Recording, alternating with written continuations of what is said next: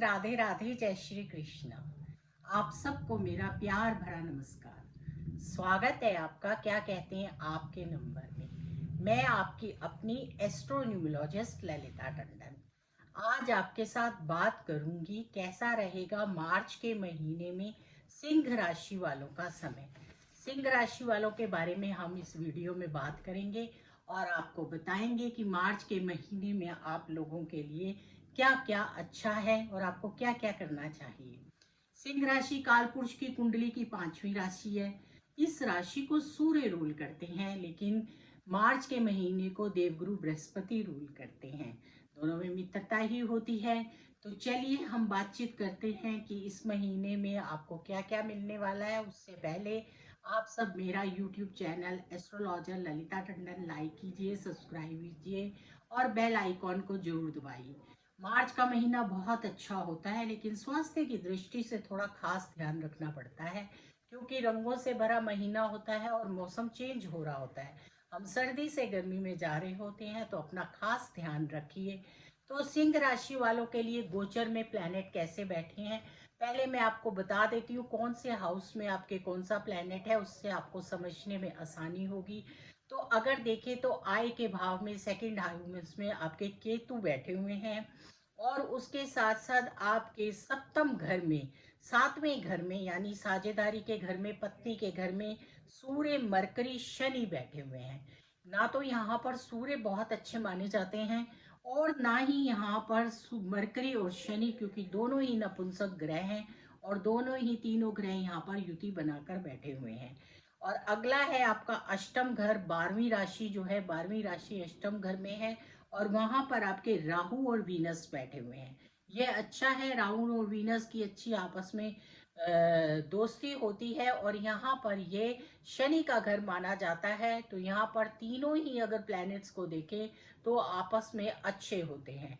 अगला आपके व्यापार के घर में यानी कि 10वें घर में गुरु बैठे हैं। तो देवगुरु बृहस्पति 10वें घर में आपके अच्छा बैठे हुए हैं, तो आपको बहुत सारी अपॉर्चुनिटीज मिलेंगी। और मंगल आपके मार्गीय होकर मिथुन राशि में लाभ के घर में 11th हाउस में बैठे हुए हैं।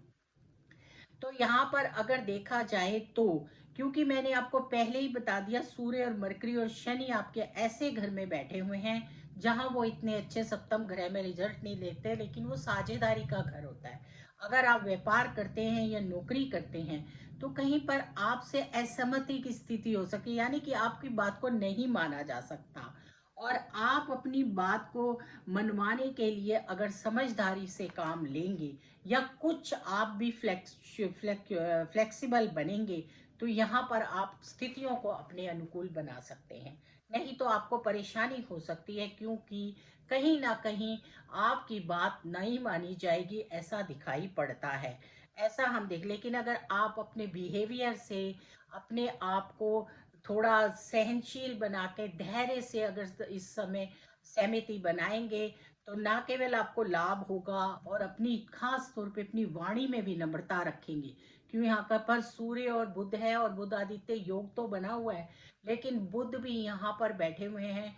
तो यहाँ अगर आप अपनी वाणी में नम्रता लाएंगे, आप विनम्र होकर बात करेंगे और अपनी बात को समझा पाएंगे, तो पक्का इस योग के माध्यम से आप अपनी बात मनवा सकते हैं और आपको लाभ हो सकता है। लेकिन उसके लिए आपको धैर्य का परिणाम देना ही पड़ेगा।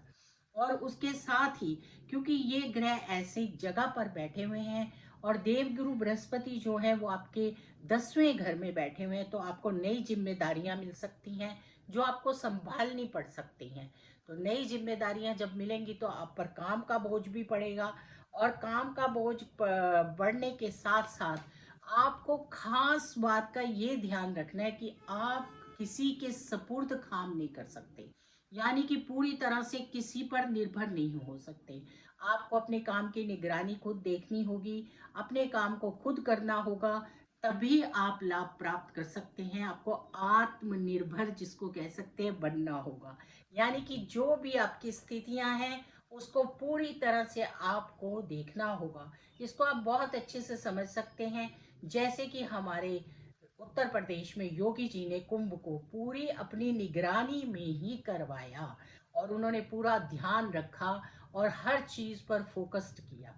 आप भी अगर इस तरह से अपने काम को करेंगे तो निश्चय ही मार्च का महीना आपके लिए बहुत अच्छा होगा।